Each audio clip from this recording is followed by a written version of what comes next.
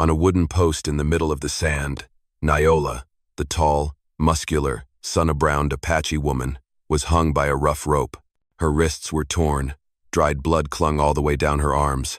The men had left since morning, leaving her under this burning sky as a lesson for anyone who dared to resist them. She tried to lift her head. Her deep black eyes, like coal, were carved with silent pain. Her breathing broke into pieces. Her hoarse voice pushed out words. "Please, end it." When the sun sank behind the far ridge, a man appeared. Elias Ward, the lonely rancher who lived several miles away, rode his horse along the same old trail he had avoided for 10 years, the place where his wife had died during labor. He saw the Apache girl hanging still in the wind, like the shadow of a nightmare he had been carrying. Elias stopped his horse and cut the rope with his knife. The rope snapped. Nyola's heavy body collapsed into his arms. Her breathing was faint. Her eyes were still open, looking at him as if asking why she deserved to be saved. The desert wind roared, kicking up sand and blood dust. In the fading twilight, a man bent down, lifted the sunny darkened body, and whispered, "You are safe now." That was the beginning, where fragile life met mercy in a dead desert. Elias Ward took Nyola back along the silent narrow trail under a pale ash-colored moon. She lay motionless in front of the saddle, her breathing flickering, and the dried blood on her wrists had turned dark. He wrapped her in an old wool blanket, the one that had once belonged to his wife.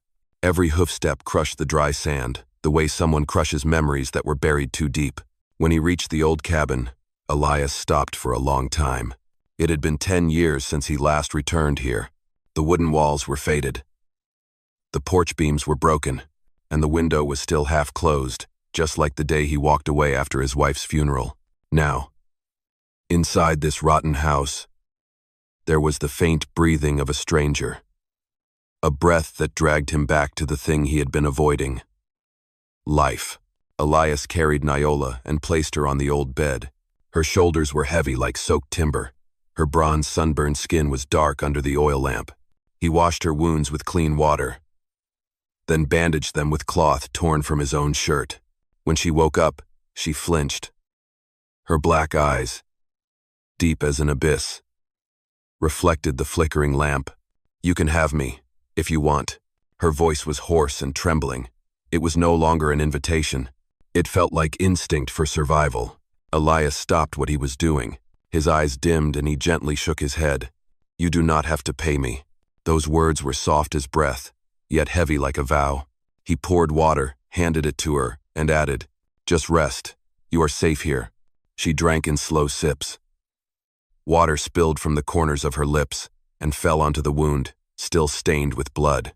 The yellow lamplight washed over Elias's calloused hands and over the face of the Apache woman who still could not believe she was alive. He lit the fire. Wood smoke filled the cabin, mixing with resin and old memories. On the wall, their shadows stretched long. One was a man who had been dead on the inside, and the other was a woman who just escaped death. That night, Elias sat guard on the porch, his rifle resting near his foot, listening to the fragile breathing behind the wooden door.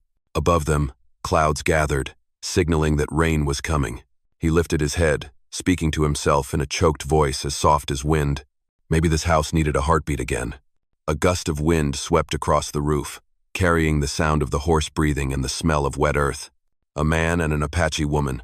Neither of them knew that on this night, fate had returned, beginning to weave a thread of salvation that neither of them would have the strength to cut ever again.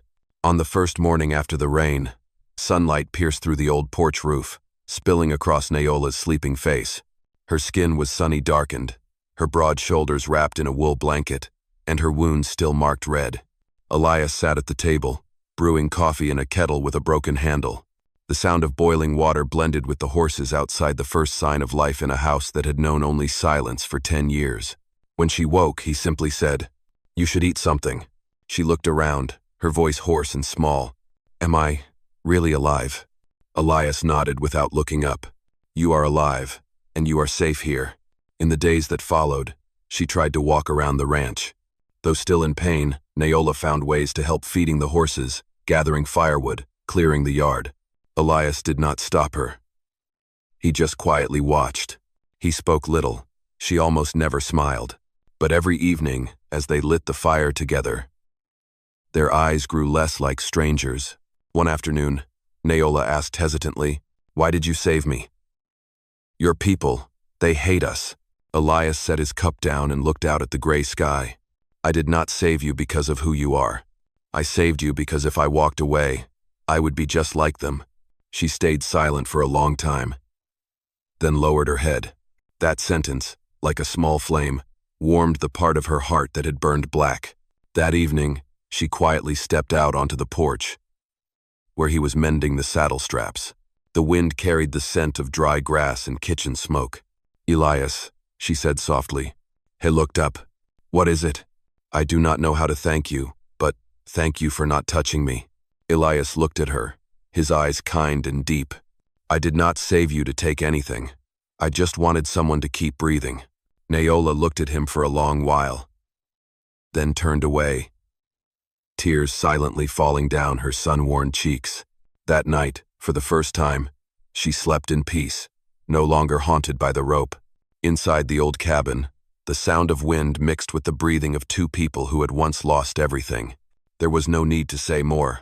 In their silence, they both understood a new heartbeat had started in the house that had once been abandoned to the wild wind. 2 weeks later, Naola was strong enough to ride again. Elias took her into town to buy salt, nails, and a few pieces of cloth. The townsfolk stopped talking as soon as they walked into the store. Their eyes were wary, and whispers drifted like dust in the wind. An Apache, with a white man. Naola quietly picked out supplies, her head slightly bowed. Elias stood behind her, silent as stone. Suddenly, heavy boots struck the wooden floor, followed by a sneering voice behind them. "I knew it. This savage girl is still alive." Brent Coulter, the man who once strung her up to a post, stepped out from the crowd. His shirt was stained with liquor, his eyes bloodshot. He pointed at the cloth bag in Naola's arms. "She stole. I saw her hide salt in her skirt." The store buzzed with murmurs. The shopkeeper hesitated, glancing over at Elias. Brent stepped forward, raising his hand to slap Naola. Elias grabbed his wrist mid-air. His voice was low and cold. "Touch her again, and I will bury you with the same rope you used to hang others." No one dared to breathe. Brent tried to yank free, but Elias's grip was iron. His eyes no longer looked kind. They belonged to someone who had lost everything and had nothing left to fear. "She is a demon. She kills," Brent shouted. Elias let go, shoving him hard to the wooden floor. He spoke every word clearly. "No, she is human, and you are a coward." The air inside the store turned heavy as lead. The shopkeeper lowered his head and muttered, "I did not see her steal anything." Brent stood up, his face burning red, then stormed out under the cold stares of the townspeople. Naola trembled, still clutching the cloth bag tightly. Elias rested a hand on her shoulder and said softly, "Come on. We do not have to prove anything to them." On the ride home, she said nothing. Only the sound of hooves and wind echoed across the golden hills. At last, she whispered, her voice tight with emotion, "No one has ever stood up for me like that." Elias answered, eyes gazing into the distance, "I did not stand up for you. I just did what a person is supposed to do." The desert wind rose, sweeping dust across the distant horizon. But in the hearts of those two souls, something had begun to glow, a faint light, yet stronger than the scorn of the entire world. The belief that kindness still had a place in this harsh land. Thank you so much for being here. If this story reminded you of days long past of red dust afternoons and the sound of horse hooves echoing in your heart, go ahead and subscribe to my channel, so that each day we can sit together once more, and I'll share with you another story from the West. That night, wind howled across the dry fields. The oil lamp inside the cabin flickered, casting the shadows of two people on the wooden wall. Elias sat sharpening a small knife, while Naola stitched up her torn deerskin shirt. They said nothing, only the soft crackling of firewood filled the room, warm and still. But outside, in the thick darkness, came the heavy sound of hooves stopping just beyond the hill. Elias looked up. He could hear it clearly. Now the rough breath of drunk men, the sharp clicks of guns being cocked. He blew out the lamp and gave a signal with his eyes. Naola understood instantly. She rose quietly, and reached for the axe by the fireplace. The window shattered. A man burst in, yelling, "Let's see if you can still protect her now, Ward." Brent Coulter. His eyes were blazing red. He held a pistol. And behind him stood another man with his face covered. Elias stepped back, his voice low and solid as stone. "Leave now, Brent. I warned you. I lost everything because of that savage. Tonight, I take it back." The gun fired a shot, clipped the roof. Naola hurled the axe, the steel blade slamming into the doorframe, sending the masked man stumbling back in panic. Elias charged. He knocked the pistol away and tackled Brent to the floor. They wrestled fiercely, bodies crashing, wood splintering, blood spilling. Brent tried to break free, but Elias was stronger. He pinned him down, twisting Brent's arm to the floor, voice gritty. "You once hung her up. Now it's your turn." He pulled a rope from the shelf, bound Brent's wrists tight, and dragged him onto the porch. The masked accomplice galloped off toward the hills, his horse's hooves fading into the wind. The sheriff from Red Rock arrived just as dawn broke. Elias handed Brent over without saying much. When the lawman asked what had happened, Elias simply replied, "He tried to kill us. I was protecting my home." The sheriff nodded, a look of quiet understanding in his eyes, then motioned for his men to take Brent away. As the wagon disappeared into the distance, Elias turned back toward the cabin. Naola stood on the porch, hair tangled, axe still in hand. He looked at her and let out a long breath. "It's over. It's all over now." Her voice came quiet and trembling. "No, Elias. Not until you forgive yourself." Her words pierced through the thick silence inside him like a blade. He said nothing, just gave a small nod, then walked back inside with her into the house, where the fire had begun to warm even the parts of their souls that once seemed lost forever. The next morning, the sky was crystal clear after the night's rain. A thin mist covered the valley, and the sound of a horse neighing echoed from the wooden stable behind the house. Elias stood on the porch, watching the sun rise behind the mountains. He had not slept. All night, Naola's words echoed in his mind. "Not until you forgive yourself." When Naola stepped outside, her hair tied back and wearing his old wool sweater, she saw Elias already holding the reins. "Where are you going?" she asked. Elias turned, his eyes still and quiet as a lake. "To a place I once swore I would never return." They rode the entire morning. The path was dusty and silent. When they reached the familiar hillside, Naola noticed a small, nearly collapsed cabin standing alone in a field of dry grass. Elias dismounted and walked slowly to the door. He gave it a gentle push, and the hinges groaned. Inside, all that remained were an old bed, a child's cradle covered in dust, and a faded cloth draped over a wooden chair. Elias reached out and touched it. His hand trembled. His voice came rough and low. 10 years ago, my wife died here giving birth. I could not do anything. I buried her just behind this house, then left and never looked back." Naola stayed silent. Elias went on. "I thought I was living. But the truth is, I was only hiding. Every time the wind passed through the door, it sounded like her voice calling me." He turned to her, eyes wet, and for one rare moment, truly vulnerable. "The night I cut you down, I saw myself again, hanging between life and death, between guilt and forgiveness." Naola stepped closer and laid her sun-tanned hand over his. "I understand," she said softly. "They tied me up, but you've been tying yourself all this time." Elias gabia quiet, ashen smile. "Maybe it is time to stop running from ghosts." She nodded. "Then let us stop together." They walked behind the house, to where a small grave lay beneath an old oak tree. Elias knelt down and pulled the weeds from around the wooden marker. The wind stirred, carrying the scent of soil and wildflowers through the air.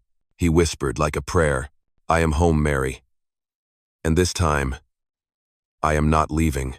As he stood, he felt Naola's hand gently tighten around his.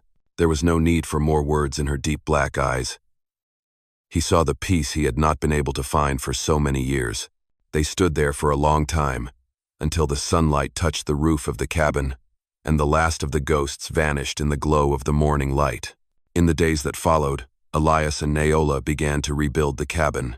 The small house that was once a burial ground for memories had become the start of something new. Elias chopped wood and repaired the doorframe, while Naola mixed clay to patch the cracks in the walls. Every hammer strike, every fresh coat of paint echoed like the rhythm of a heartbeat coming back to life. In the mornings, they worked under the golden sun, their sweat blending with sawdust and the scent of fresh wood. Naola had grown stronger. Her shoulders were solid and steady. She laughed for the first time when Elias clumsily dropped an entire bucket of paint onto the ground. "You are definitely not good with your hands," she teased. Elias replied, his voice rough but warm. "I am better with reins than with a hammer."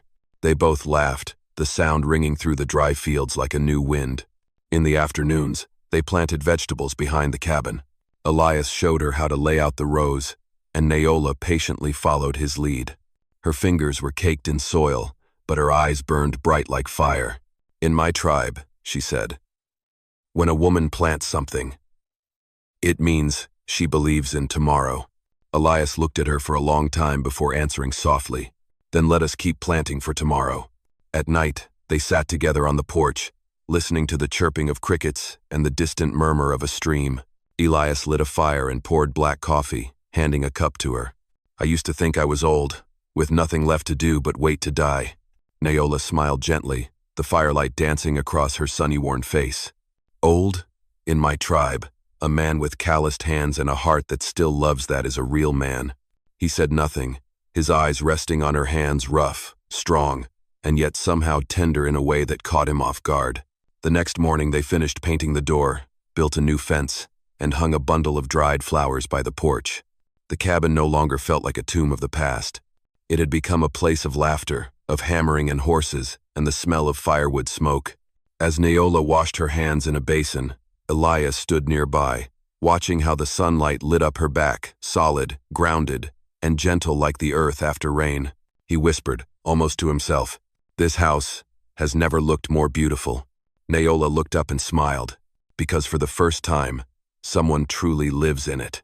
That afternoon, as the wind swept over the roof and the wind chimes rang softly, Elias lifted his eyes to the crimson sky. He knew the past would always be there, but for the first time, it no longer frightened him.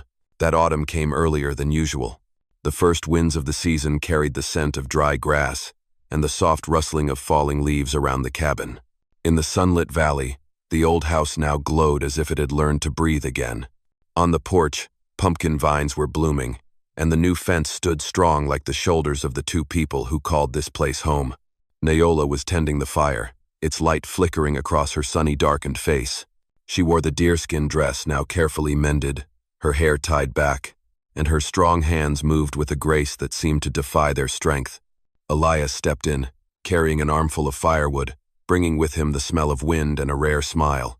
"It is getting cold. We are going to need more wood." She turned, the corners of her deep black eyes lifting. "And a storyteller. You promised to tell me about the Red River country." Elias chuckled softly, setting the firewood down. "I once went there with my late wife, but today I would rather tell a different story. One about an Apache woman who taught me how to live again." Naola paused, her lips trembling slightly. She said nothing, just stepped forward and placed her hand on his chest where his heart beat slow and steady. "And I," she whispered, "want to tell the story of the man who saw me." When the whole world turned away, they sat by the fire late into the night. Outside, dew fell gently on the rooftop, each drop glistening in the moonlight. Elias looked at her, his voice rough yet full of warmth.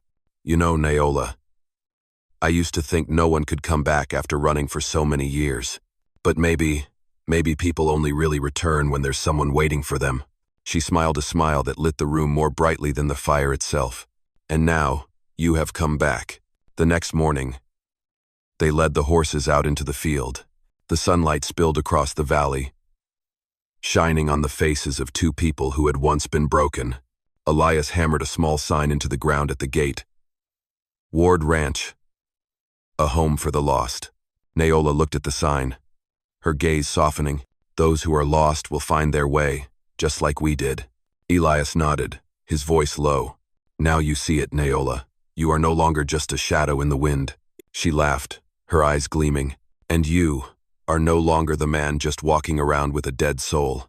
The wind swept through her long black hair, carrying the scent of wood smoke and laughter, into the still air. The little cabin stood in the golden field like a scar that had finally healed rough, but real. From that hopeless cry beneath a noose to the final smile beneath a new roof, they had completed the full circle of fate. And that barren land, at last, had learned what warmth and mercy felt like. My friend, sometimes, courage is not about drawing a gun in the middle of a storm. It is about returning to the place that once made you numb with pain. Elias did just that. He came back to the house where his memories were buried, faced the wounds head-on, and chose to forgive. And Naola, she did not just survive. She chose to believe in people again. Among ashes and scars, they found the one thing that can heal all loss: love. A love that does not erase the past, but makes you strong enough to walk forward and smile at the sunrise. Thank you for being here with me, dear friends of Wild West storytelling. I hope wherever you are, peace and happiness stay close by your side. Thank you so much. Leave a comment down below. Type the number 8 if this story spoke to you. And do not forget to subscribe so you never miss another dramatic tale from the Wild West.